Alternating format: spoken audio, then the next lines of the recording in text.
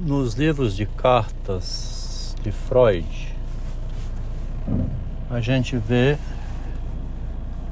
uma manifestação da subjetividade, né? Desde adolescente, ele se mostra uma pessoa com uma expectativa, né? Uma ansiedade crônica, assim, uma necessidade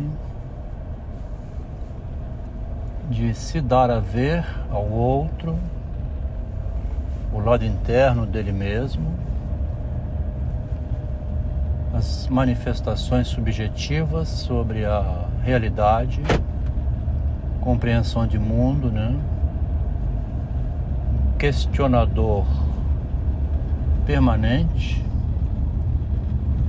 uma angústia sobre a função do homem na realidade.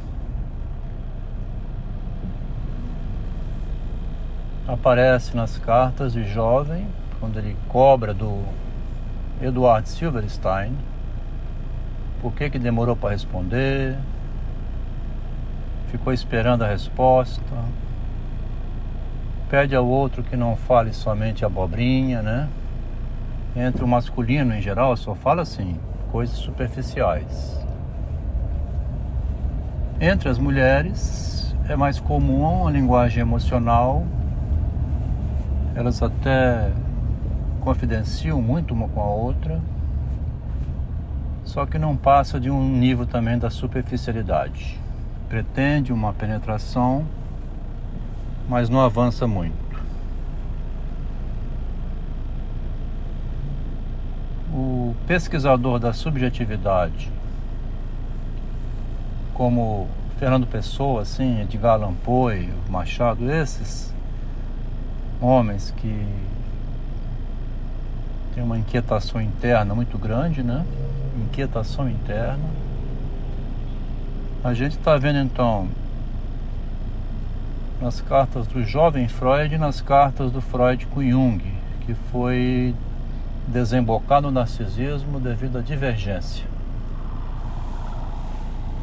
Mas seria o caso de ler também as cartas de Freud a Flies, que também resultou em divergência, né? Divergência de ego, de narcisos. Estou começando esse texto aqui via áudio, me lembrando da Alma Exterior, de Machado de Assis, que aparece no Banquete como a outra metade, né? Eu acho que é Aristófanes, tem até que ler. Quem que o Platão coloca como comentando o homem como uma laranja, que ele coloca no espelho, Machado, mas é o mito do ser andrógeno, né? O ser que tivesse em si só o masculino e o feminino. O mito diz que existia um ser assim, único, uma mônada, né? Mônada de Leibniz. E que esse ser foi repartido em dois. E depois de então, cada um saiu procurando pela cara metade. Interessante porque tanto no Machado com a laranja lá que ele fala, né? Somos uma laranja cortada ao meio, como no mito da cara metade, e também nas cartas de angústia do Freud, a gente vê a procura por um interlocutor, uma alma exterior, que aqui então não seria a minha alma gêmea, né? Não seria o meu amor erótico, sexual, minha esposa ou meu marido. Seria o outro, né? O alter ego, o outro da realidade que lê, o que conversa comigo. Também aparece no Náufrago, né? Agora que eu me lembrei, naquela adaptação do Robinson Crusoe feita com Tom Hanks.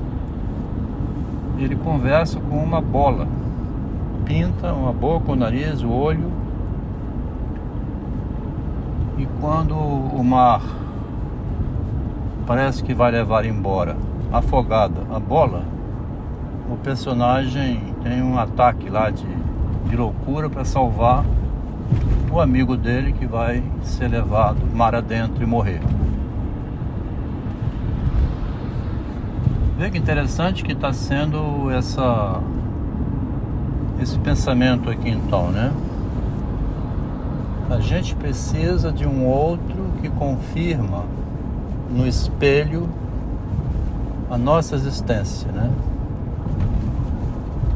Falo isso porque saí de um casamento onde tudo para mim, né? Todo o meu outro era minha família, minha esposa e meus filhos, aquela vida cotidiana que obrigava a um certo procedimento, né? Você tem horário para chegar, se preocupa quando você não volta, quando você some, pede para você fazer as coisas, você vai e faz, tem um desentendimento, tem a briga, tem o desaforo, tem um desabafo, tem um xingamento, tem um presente, tem um amor, tem um carinho, tem um dia do namorado, o dia da mãe, o dia do pai, o dia do aniversário do filho.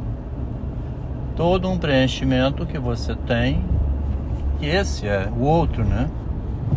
Juntando esse lado externo todo, forma o outro, forma a cara metade, forma a outra banda da laranja. Todo esse elemento foi decepado, né? Foi chutado para fora de casa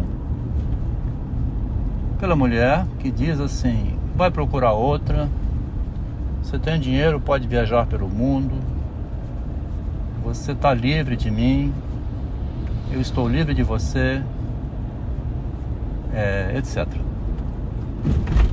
Assim que fez isso, surgiu então todo esse pensamento que vem sendo desenvolvido desde 2000, 3 anos, né? Uma feminista vingativa falou assim: ela te deixou falando sozinho, tá? A maldade, né?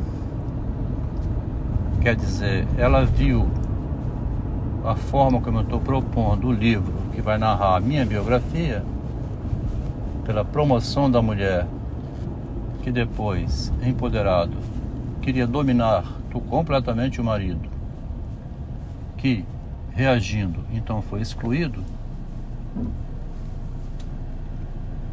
Ela fez esse comentário: ela te deixou falando sozinho.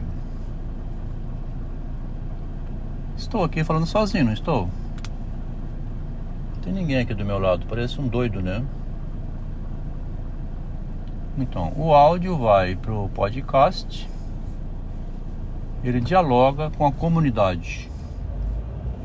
Lá adiante na sua vida, o Freud disse assim: escrevo para anônimos. Porque depois de 1926, 27, por aí, ele ainda mandou um artigo para o Pfister, né, sobre a religião, o futuro de uma religião.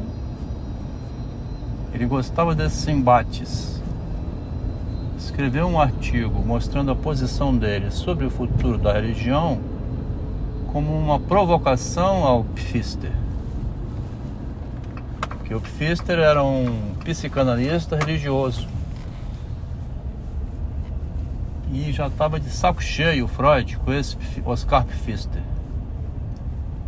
Que ele dizia que o Pfister, né, dizia que a psicanálise é um acolhimento da intimidade do homem que sofre, mas ele não via na psicanálise um tratamento que resolvesse o dilema humano. Tanto ele questionou o Freud uma vida inteira, que finalmente o Freud quase que manda ele pro meio da merda, assim: vai tomar no cu, porra, sai daqui, filho de uma puta. Botou lá assim: o futuro de uma religião. É o artigo, né? Dito em linguagem grossa, é xingando. Dito em linguagem técnica, é um artigo que manda o Pfister pro meio da merda. E o Oscar Pfister escreve um outro artigo em resposta a esse.